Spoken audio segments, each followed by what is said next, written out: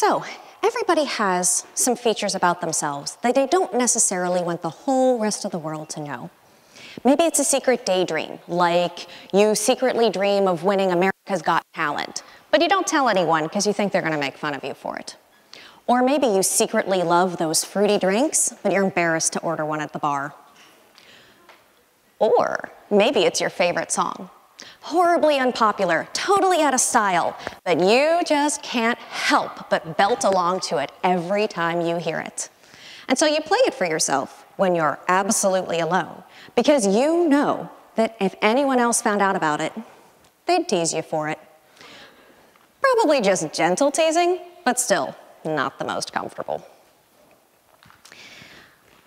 Everybody, to some extent, makes these decisions. I do this, you probably do this, and the people in your lives, some of them are probably doing this too. And most of those features that we keep hidden are this kind: innocent, silly, maybe a little embarrassing. If someone else in our life were to find out, well, there might be a little awkwardness here, a little wrapping your brain around it there, but the relationship could go back to the way it was before. Okay, let's go back to that favorite song. Now, let's pretend that you're a music critic, or maybe a popular DJ. Your taste in music is your livelihood. So what would happen if someone were to find out and spread that your taste in music was epically tragic? What would that do for your job? Would people still want you to give it voice and opinion on music? Would they still want to have you DJ their parties? Or would you fade from sight? All because you liked something unpopular. You see, sometimes those features about ourselves that we don't necessarily want the whole world to know, well, sometimes it can be risky to share them. And if there's a negative stereotype with it, it might even be dangerous if there's prejudice or discrimination associated with that stereotype. If someone in your life holds a negative opinion about some feature of you, maybe your beliefs, or maybe something about your health, or maybe something about the way you live your life, well, if they found out you had that feature, they could get mad, or worse. So whenever we have those features and we're faced with this situation where we have to decide, do I let this other person know this thing about me or not? Well, we have some decisions to make. That's what I study. I study how people decide when to reveal versus when to conceal those features of themselves that might lead other people to treat you differently than they had before. Back in 2003, this pair of researchers, John Lasser and Deborah Theringer, were looking into how gay, lesbian, and bi people were deciding when to come out or when to stay in the closet, as it were.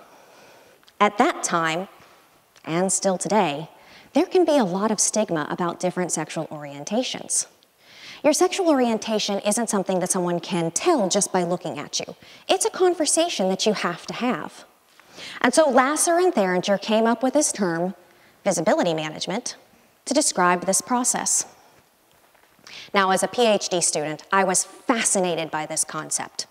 And I was pretty convinced that this is probably something that lots and lots and lots of different people do. So I wanted to learn more about it. Since first learning about visibility management, I've worked with depressed teenagers, furries, sex workers, and people who identify as asexual. And so far, my data is supporting my hypothesis that many, many different groups of people do this, and possibly even everybody, to some degree, at some point in their life. Now, there's a bunch of big things to know about how this whole process works. One big thing to know is that the people who are doing this aren't doing this to be mean. This isn't something where if someone in your life is doing this, they're not doing it to hurt you. In fact, the opposite. They're doing it as a way of protecting that relationship. If they're not certain how you're going to respond, well, that can be very scary. And by hiding this part of themselves, they're keeping the relationship the way it is. For example, some of the furries that we spoke to were very concerned about the other people in their lives finding out about this part of their life. They were worried that if other people found out, they might get teased, they might get made fun of, they might even lose friends. Some were even worried that they might get kicked out by their families. So in order to preserve those relationships, they hid this part of themselves. But there can be other parts to this decision too. When I was working with the depressed teenagers, they taught me that every day they had to make a decision about whether or not to share the symptoms they were experiencing with the people they loved. For them, this wasn't a one-and-done decision. This was a daily negotiation. And they had a lot of reasons that went into this kind of decision. Some of them were worried that if they told their family and friends just how bad they were doing, that it would worry them. They felt like their family and friends had enough to worry about and they didn't want to pile on.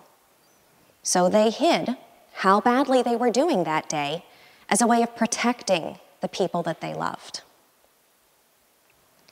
Now, another thing that can happen is sometimes we do this to protect ourselves. If one of my sex worker participants were to tell the wrong person in their life that this is something that they do, well, that could completely change this relationship. They might face rejection or being harassed, or they might even face legal consequences.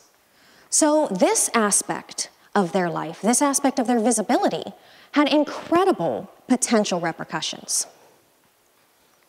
But sometimes, regardless of how the other person might react, there can be other reasons why talking about this stuff is difficult. In the study I'm working in now, many of the asexual individuals who've responded to our survey have said that every time they come out, they have to go into lecture mode and explain what asexuality is. That can be incredibly frustrating.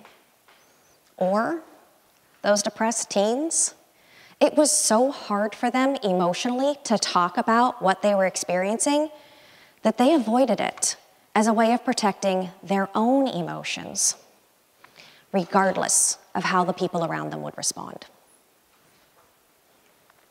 Now, despite all of the reasons someone might have for keeping these features tucked away, safely hidden, well, the consequence is that we're keeping other people at arm's distance.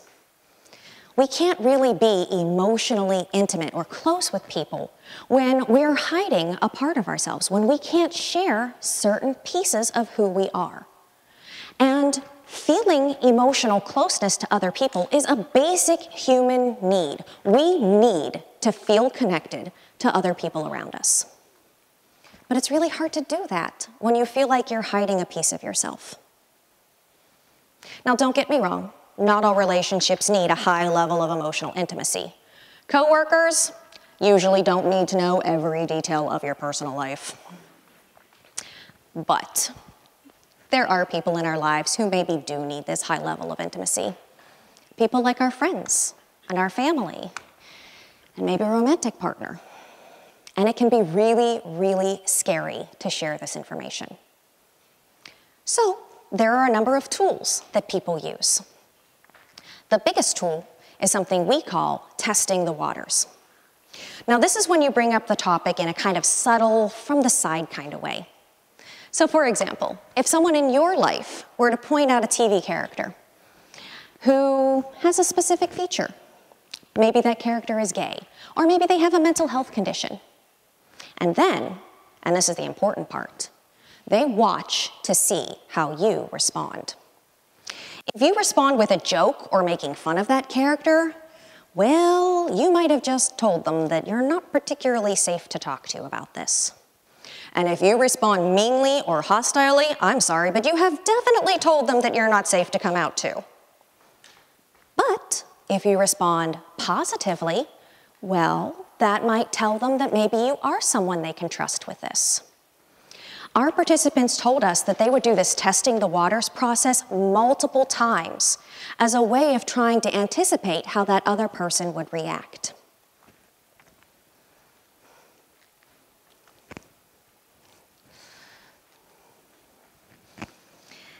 So I guess the big last thing that I would want you to know about how visibility management works is that if you're the one making this decision about what to hide and what to reveal, well, you're definitely not alone.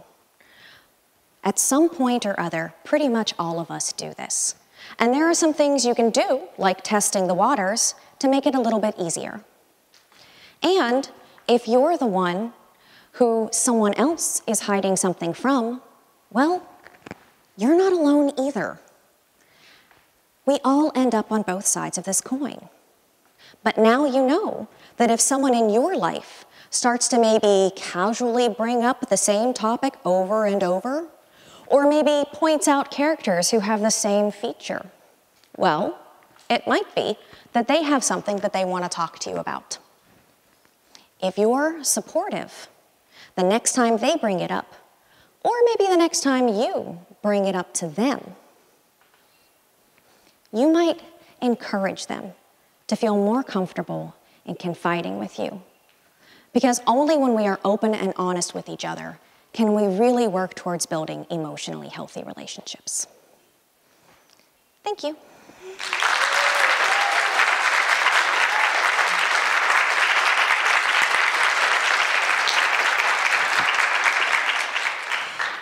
I just want to take 1 second to acknowledge the students who have been absolutely pivotal in helping me with this research. Annie Frick, Michaela Brinker, Darian Talley, and Cody Roop have been absolutely instrumental in getting this research done. So thank you, and thank them.